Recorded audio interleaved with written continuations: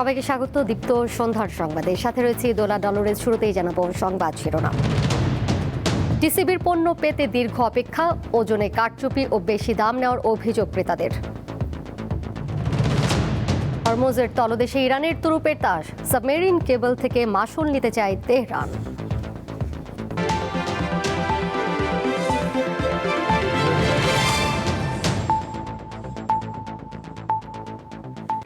ঈদুল আজহা ঘিরে সারা দেশে 720টি ভ্রাম্যমাণ ট্রাকের মাধ্যমে ভোজ্য তেল, চিনি ও মসুর ডাল বিক্রি করছে টিসিবি। 11 মে থেকে শুরু হওয়া এই কার্যক্রম চলবে আরও 4 দিন। কম দামে এসব নিত্যপণ্য কিনতে টিসিবি ট্রাকের পেছনে প্রতিদিনই বাড়ছে সাধারণ মানুষের ভিড়। তবে ঘন্টার পর ঘন্টা দাঁড়িয়ে পণ্য না পাওয়ার অভিযোগ যেমন রয়েছে, একই সাথে রয়েছে ওজনে কারচুপি ও বেশি দাম নেওয়ার অভিযোগ। বাজারে নিত্যপণ্যের ঊর্ধ্বমুখী দাম আর সেই চাপ সামলাতে নিম্নবিত্ত এবং মধ্যবিত্ত মানুষের ভরসা টিসিবি ট্রাক। কিন্তু স্বস্তির এই পণ্য পেতেও মানুষকে পড়তে হচ্ছে সীমাহীন ভোগান্তিতে। আমরা খোঁজ নিয়ে দেখি কি বলছেন সাধারণ মানুষ। যে বলে আসি, গাড়ি আসে না, তারপরে মানুষে মারামারি করে, ধাক্কাধাক্কি করে, না নিয়েই চলে যায়। বাসায় অনেক কাজ ফালায় রেখে আসছি, বাচ্চা নিয়ে দাঁড়ায় রয়েছি, অনেকক্ষণ দেরি হইতেছে, 2 ঘন্টা ধরে দাঁড়ায় নিছি। আমার এই বাচ্চাটা নিয়ে রান্না বাড়া করতে হয়, দেরি হয় ওনাদের মাল দিতে, ঠিক মতন পাওয়া যায় আবার পাওয়াও যায় না। সকাল গড়িয়ে দুপুর, তারপরও শেষ হয় না অপেক্ষা। কেউ আবার এসেছেন ভোর থেকে, আবার কেউ প্রয়োজনীয় কাজ ফেলে দাঁড়িয়ে আছেন ঘন্টার পর ঘন্টা। সীমিত সংখ্যক পণ্য হওয়ায় কখনো আবার নির্ধারিত সংখ্যক মানুষের মধ্যে পণ্য বিক্রি শেষে বন্ধ হয়ে যায় টিসিবির কার্যক্রম। এতে ক্ষোভ বাড়ছে সাধারণ মানুষের মধ্যে। একজন আইসা পায় না, আর কোথায় কবে মাল দিব সেটারও নির্ধারিত কোনো স্থান নেই। আবার কিছু কিছু আছে মানুষ আছে কি করে বাড়িওয়ালা গাড়িওয়ালারাও পায়, কিন্তু নির্মায়ের মানুষেরা কম পায়। 3-4 ঘন্টা ওর লাগে এটি পাইতে। যারা লাইনে দাঁড়ায় মোটামুটি পায়, কিন্তু লাস্টের দিকে শেষ হয়ে গেলে তো দিতে পারবে না। টিসিবির ট্রাক থেকে পণ্য কিনতে মানুষের মধ্যে হুড়োহুড়ি দেখা গেলেও অতিরিক্ত দাম আদায় ও ওজনে কম দেওয়ার অভিযোগ কারো কারো। 10 টাকা বেশি নিছে, 500 টাকা, 490 টাকা নেয় ব্যাগ সহ, কিন্তু 10 টাকা করে বেশি রাখতেছে। 20 গ্রাম করে ডাউল কম দিচ্ছে, আর ব্যাগের দাম 5 টাকা, অথচ নিচ্ছে 20 টাকা। অন্য জায়গায় মনে করেন 490 টাকা নেয়, এখানে ওনারা 500 টাকা করে রাখতেছে, এবং ডালও বেশি দেয় না। 490 টাকা 10 টাকার করে ডাউল দিয়ে দিচ্ছি 500 টাকা। নিম্নআয়ের মানুষের জন্য ভর্তুকি মূল্যে পণ্য বিক্রি করছে সরকার। তবে চাহিদার তুলনায় পর্যাপ্ত সরবরাহ না থাকায় মানুষের দীর্ঘ লাইন যেমন বাড়ছে, একই সাথে বাড়ছে ভোগান্তি। টিসিবি কার্যক্রমকে আরও সুশৃঙ্খল এবং পর্যাপ্ত করার দাবি ভুক্তভোগীদের। তবে বিশেষজ্ঞরা বলছেন, সাময়িক স্বস্তি নয়, সরকারের এই মুহূর্তে সবচেয়ে বড় চ্যালেঞ্জ বাজার ব্যবস্থায় শৃঙ্খলা ফেরানো। শিউলি শবনম, দীপ্ত সংবাদ, ঢাকা। হামের টিকা ক্রয় ও টিকাদান কর্মসূচি বন্ধ রাখায় অন্তর্বর্তী সরকারের সাবেক প্রধান উপদেষ্টা ডক্টর ইউনূস ও উপদেষ্টাদের দেশ ত্যাগের নিষেধাজ্ঞা চেয়ে হাইকোর্টে রিট দায়ের করা হয়েছে। রোববার সুপ্রিম কোর্টের এক আইনজীবী এই রিট আবেদন করেন। এদিকে অন্তর্বর্তী সরকারের সব কার্যক্রম তদন্তে কমিশন গঠনের নির্দেশনা চেয়ে রিটের শুনানি শেষ হয়েছে। আদেশ বৃহস্পতিবার। দেশ জুড়ে উদ্বেগজনক হারে বাড়ছে হামে আক্রান্ত শিশুর সংখ্যা। সংক্রমণের এই ঊর্ধ্বগতির মধ্যে হাম ও এর উপসর্গে গত 2 মাসে 450-র বেশি শিশুর মৃত্যু হয়েছে। আর এ সময়ে সারা দেশে চিকিৎসা নিয়েছে 41,000-এরও বেশি শিশু। অভিযোগ উঠেছে, অন্তর্বর্তী সরকারের আমলে টিকা কেনা হয়নি, টিকাদান কর্মসূচিও আনুষ্ঠানিকভাবে বন্ধ ছিল। ওই 1.5 বছরে হামের টিকা না দেয়ায় শিশুরা আক্রান্ত হচ্ছে। এজন্য দায়ী ব্যক্তিদের বিচার চেয়ে হাইকোর্টে রিট করেছেন এক আইনজীবী। একই সঙ্গে সাবেক প্রধান উপদেষ্টা ও তার উপদেষ্টাদের দেশ ত্যাগে নিষেধাজ্ঞা চাওয়া হয়েছে। ওনারা কিন্তু এসেছিলেন উঠা না মেধা, এই একটা কারণে, যেখানে আমাদের গণতান্ত্রিক পরিবেশ সৃষ্টি করার জন্য। কিন্তু ওনারা এসে আমাদের প্রতিষ্ঠিত 1979 থেকে যে টিকা দেওয়া হতো, হাম বাম যেটা বলা হয়, যারা জাদুঘরে চলে গিয়েছিল, সেইটাকে ওপেন টেন্ডার ব্যবস্থা করেছিল 6548/2026। আমি পিটিশনার, কারণ হচ্ছে এটাকে একটা থ্রোলি ইনভেস্টিগেশন করতে হবে, যেটা আইনের 3 দ্বারা ইনকোয়ারি কমিশন অ্যাক্ট, এবং ইনকোয়ারি না হওয়া পর্যন্ত এই প্রত্যেকটা লোক ডক্টর ইউনূস থেকে আরম্ভ করে অ্যাডভাইজাররা যেন দেশ ত্যাগ করতে না পারে। এদিকে অন্তর্বর্তী সরকারের শাসনামলের সব কর্মকাণ্ডের তদন্ত চেয়ে করা রিটের শুনানি শেষ হয়েছে। আদেশের জন্য দিন ঠিক করা হয়েছে বৃহস্পতিবার। শুনানিতে মার্কিন চুক্তিসহ বিভিন্ন বিতর্কিত বিষয়ে তদন্তের প্রয়োজন আছে বলে মন্তব্য করেছে হাইকোর্ট। আমরা অনেক কথা বলেছি, চেয়েছি কি একটা কমিশন অফ ইনকোয়ারি চেয়েছি, যে ইউনূস সাহেবের আমলে যা কিছু ঘটেছে একটা ইনকোয়ারি করতে। এই যে আমাদেরকে দাসত্বর মধ্যে নিয়ে গেছে আমেরিকার, বা এই যে টিকা বাচ্চারা মারা যাচ্ছে, কেন এইগুলি কিনা হয় না, এইসব টোটাল। আমরা কিন্তু কোনো টিওআর বলি নাই যে এই এই এই এই জিনিস ইনকোয়ারি করবেন, প্রেয়ারে নাই। প্রেয়ারে শুধু আছে যে আপনি সরকার, আপনি একটা কমিশন অফ ইনকোয়ারি করেন এবং ইউনূস অ্যাডমিনিস্ট্রেশনের পুরাটা আপনি দেখেন যে উনি কি করেছেন না করেছেন। অন্তর্বর্তী সরকারের বিষয়ে করা আরও কিছু রিট শুনানির অপেক্ষায় আছে। মাহিদুর রহমান, দীপ্ত সংবাদ, ঢাকা। দেশে 24 ঘন্টায় হাম ও হামের উপসর্গ নিয়ে আরও 6 শিশুর মৃত্যু হয়েছে। একই সময়ে নতুন করে 1517 জনের শরীরে হাম ও এর উপসর্গ শনাক্ত হয়েছে। এ নিয়ে গত 15 মার্চ থেকে হাম ও হামের উপসর্গে মোট 459 শিশুর মৃত্যু হয়েছে। আজ স্বাস্থ্য অধিদপ্তরের প্রতিবেদনে তথ্য জানানো হয়। প্রতিবেদন অনুযায়ী 15 মার্চ থেকে হামের উপসর্গ নিয়ে হাসপাতালে ভর্তি হয়েছে 42,092 শিশু। তবে এর মধ্যে সুস্থ হয়ে হাসপাতাল থেকে 37,744 শিশু বাড়ি ফিরেছে।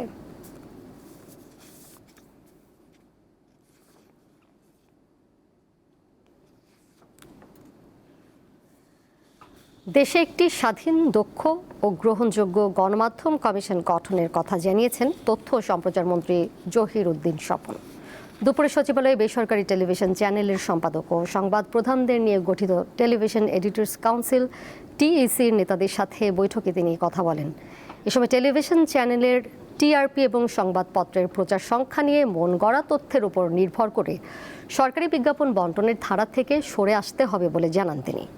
তথ্য ও সম্প্রচার মন্ত্রী বলেন, আধুনিক ডিজিটাল TRP ব্যবস্থা এবং সঠিক প্রিন্ট কাউন্টিং পদ্ধতি চালু করা গেলে সেই তথ্যের ভিত্তিতে বিজ্ঞাপন ও অন্যান্য সুযোগ সুবিধা বণ্টন করা সম্ভব হবে।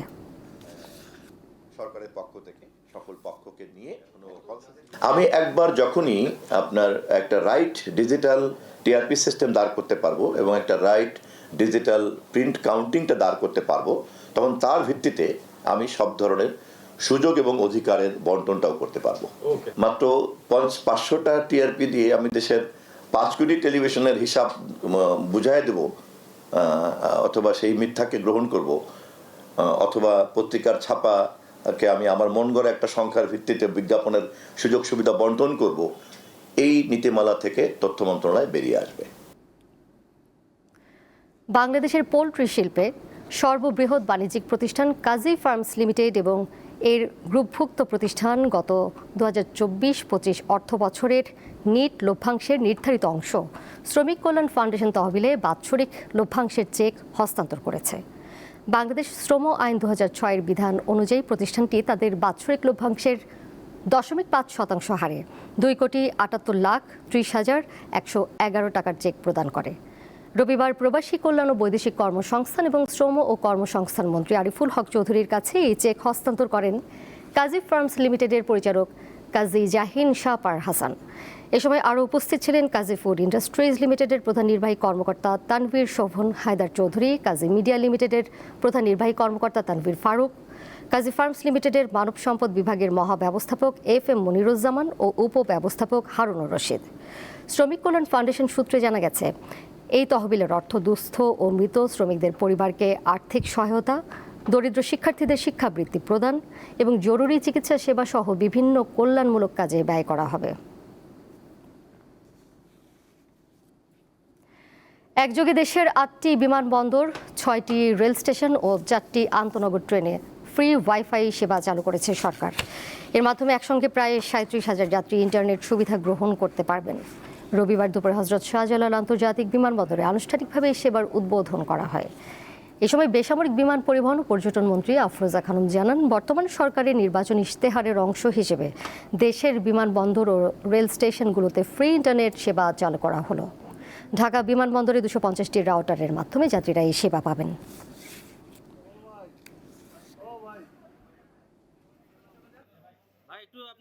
আপনারা দেখছেন আমাদের মাননীয় প্রধানমন্ত্রী যেসব প্রতিশ্রুতি দিচ্ছেন প্রত্যেকটা কাজ উনি করে যাচ্ছেন এবং যেটা সাধারণ জনগণের সুবিধার জন্য সব কাজ করে যাচ্ছেন। আজকে এখানে যারা যাত্রীরা আসতেছেন, প্রবাসী ভাইরা আমাদের বিদেশ থেকে যারা আসছে, তাদের সুবিধাটা দেখাই আমাদের বিমানবন্দরের মূল লক্ষ্য। গাজীপুরে ঢাকা প্রকৌশল ও প্রযুক্তি বিশ্ববিদ্যালয়ে উপাচার্য নিয়োগকে কেন্দ্র করে দফায় দফায় সংঘর্ষ হয়েছে। এতে সাংবাদিক সহ অন্তত 15 জন শিক্ষার্থী আহত হয়েছেন। সকাল 10টার দিকে বিশ্ববিদ্যালয়ের শহীদ মিনার প্রাঙ্গণ থেকে ত্রিমুখী সংঘর্ষের সূত্রপাত হয়। শিক্ষার্থীদের অভিযোগ, বহিরাগতদের এনে সাধারণ শিক্ষার্থীদের উপর হামলা চালিয়েছে ছাত্রদল। সংঘর্ষ চলাকালে পুরো ক্যাম্পাস জুড়ে চরম উত্তেজনা ছড়িয়ে পড়ে। সরকার সম্প্রতি ডক্টর মোহাম্মদ ইকবালকে ডুয়েটের নতুন ভিসি করে প্রজ্ঞাপন জারির পর তা প্রত্যাখ্যান করে শিক্ষার্থীরা। নিয়োগ বাতিলের দাবিতে গত বৃহস্পতিবার রাত থেকে তারা ধারাবাহিক বিক্ষোভ কর্মসূচি পালন করেন। পূর্ব ঘোষিত কর্মসূচি অনুযায়ী সকালে নবনিযুক্ত ভিসিকে লাল কার্ড প্রদর্শনের কর্মসূচি পালন করেন শিক্ষার্থীরা। এ সময় ছাত্রদল ও বহিরাগতরা নবনিযুক্ত ভিসিকে ক্যাম্পাসে প্রবেশের চেষ্টা করলে সংঘর্ষ হয়।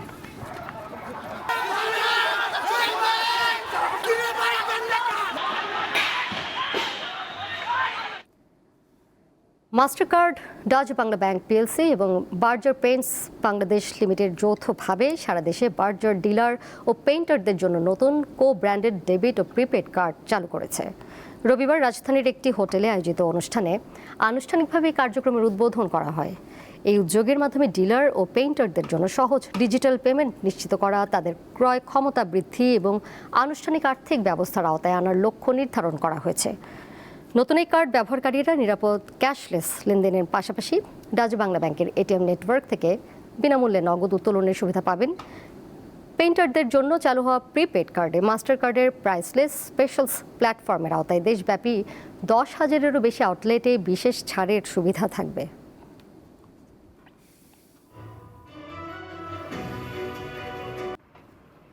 আন্তর্জাতিক প্রসঙ্গ। যুক্তরাষ্ট্র ও ইসরায়েলের সঙ্গে যুদ্ধে অনেকটা সুবিধাজনক অবস্থানে থাকায় হরমুজ প্রণালীতে নৌযানের পাশাপাশি সাবমেরিন কেবল থেকেও টোল আদায় করতে চায় ইরান। আন্তর্জাতিক গণমাধ্যম এই সংক্রান্ত খবর দিয়েছে। সাবমেরিন কেবল কোম্পানিগুলো মাসুল পরিশোধ করতে না চাইলে তেহরান সংযোগ বিচ্ছিন্ন করে দিতে পারে, ফলে ইন্টারনেট সেবায় নেমে আসবে বিপর্যয়। বিভিন্ন দেশের পণ্যবাহী জলযানের 5 ভাগের 1 ভাগ পারাপার হয় হরমুজ প্রণালী দিয়ে। ইরান যুক্তরাষ্ট্র যুদ্ধের সময় এই প্রণালী অবরোধ করে বেশ লাভবান হয়েছে তেহরান। এবার স্থায়ীভাবে ফি ধার্য করতে চায় তারা। হরমুজের তলদেশে থাকা সাবমেরিন কেবলের মাধ্যমে যে ইন্টারনেট সরবরাহ করা হয় তা ব্যবহার করে এশিয়া ও ইউরোপের বিভিন্ন দেশ। গুগল, মাইক্রোসফট, মেটা এবং অ্যামাজনের মতো বড় বড় জায়ান্ট হরমুজ প্রণালী ব্যবহার করে। বিশেষজ্ঞরা বলছেন, যদি সাবমেরিন কেবল বিচ্ছিন্ন করে দেয় তাহলে মারাত্মক সংকটে পড়বে বৈশ্বিক যোগাযোগ ব্যবস্থা। ইন্টারনেটের গতি কমার পাশাপাশি ব্যাহত হবে ব্যাংকিং কার্যক্রম, সামরিক যোগাযোগ, কৃত্রিম বুদ্ধিমত্তার ক্লাউড অবকাঠামো। একই সঙ্গে আরব দেশগুলোর আমদানি রপ্তানিও ব্যাহত হতে পারে ব্যাপকভাবে। ভারত, সিঙ্গাপুর সহ এশিয়ার বেশ কয়েকটি দেশ কোটি কোটি ডলারের ক্ষতির মুখে পড়বে। হরমুজের পাশাপাশি লোহিত সাগর নিয়ন্ত্রণে একচ্ছত্র আধিপত্য ইরান সমর্থিত হুথিদের। ইয়েমেন ভিত্তিক এই গোষ্ঠীও একই রকম শর্ত আরোপ করতে পারে বাবেল মানদেব প্রণালীতে। এর ফলে সংকট মারাত্মক আকার ধারণ করবে। 2024 সালে হুথি যোদ্ধাদের হামলায় একটি জাহাজ ডুবে যাওয়ায় সে সময় 3টি সাবমেরিন কেবল ছিঁড়ে যায়। এর ফলে ওই অঞ্চলে শতকরা প্রায় 25 ভাগ ইন্টারনেট সরবরাহ ব্যাহত হয়। আন্তর্জাতিক সমুদ্র আইন অনুযায়ী কোনো দেশের জলসীমায় স্থাপিত তার বা পাইপলাইনের জন্য ফি নিতে পারবে ওই দেশ। ইরান এই কনভেনশনে সই করলেও পরে তা অনুমোদন দেয়নি বিপ্লবী সরকার। সাইফুর রহমান শিশির, দীপ্ত বার্তাকক্ষ। সংযুক্ত আরব আমিরাতে বারাকা পারমাণবিক বিদ্যুৎ কেন্দ্রে ড্রোন হামলার ঘটনা ঘটেছে। এতে বিদ্যুৎ কেন্দ্রের বাইরে বৈদ্যুতিক জেনারেটরে আগুন ধরে যায় বলে জানিয়েছে দেশটির কর্তৃপক্ষ। স্থানীয় সময় রোববার আবুধাবির বারাকা পারমাণবিক বিদ্যুৎ কেন্দ্রে এই ড্রোন হামলার ঘটনা ঘটে। আবুধাবি মিডিয়া অফিসের এক বিবৃতিতে জানানো হয়েছে, আল ধাফরা অঞ্চলে অবস্থিত বারাকা পারমাণবিক বিদ্যুৎ কেন্দ্রের মূল সীমানার বাইরে এই অগ্নিকাণ্ডের ঘটনা ঘটে। তাৎক্ষণিকভাবে নিরাপত্তা বাহিনী ও সংশ্লিষ্ট কর্তৃপক্ষ আগুন নিয়ন্ত্রণে আনে।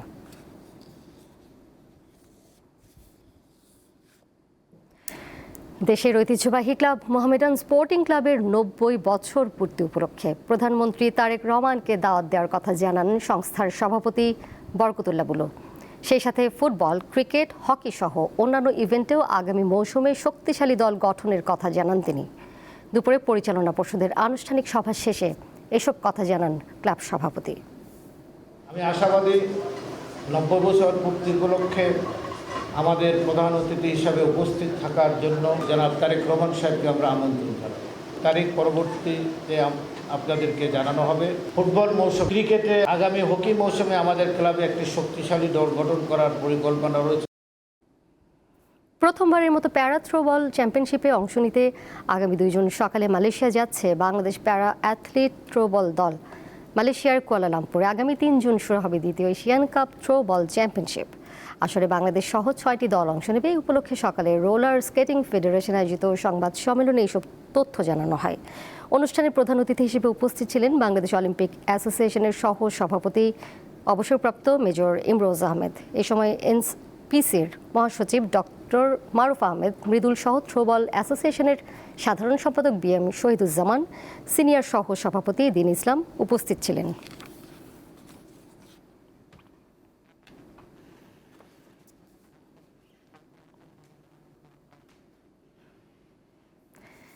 এর সাথে শেষ করব দীপ্ত সন্ধ্যার সংবাদ। যাবার আগে শিরোনামগুলো জানিয়ে দেব আরও একবার। টিসিবির পণ্য পেতে দীর্ঘ অপেক্ষা, ওজনে কারচুপি ও বেশি দাম নেওয়ার অভিযোগ ক্রেতাদের। হরমুজের তলদেশে ইরানের তুরুপের তাস, সাবমেরিন কেবল থেকে মাসুল নিতে চায় তেহরান। এই ছিল এখনকার মতো। পরের সংবাদ দেখবেন রাত 11টায়। এছাড়াও আরও তথ্য এবং বিনোদনের নানা খবর জানতে যুক্ত থাকুন দীপ্ত ডিজিটাল প্ল্যাটফর্মে। সবাইকে ধন্যবাদ এতক্ষণ সাথে থাকার জন্য।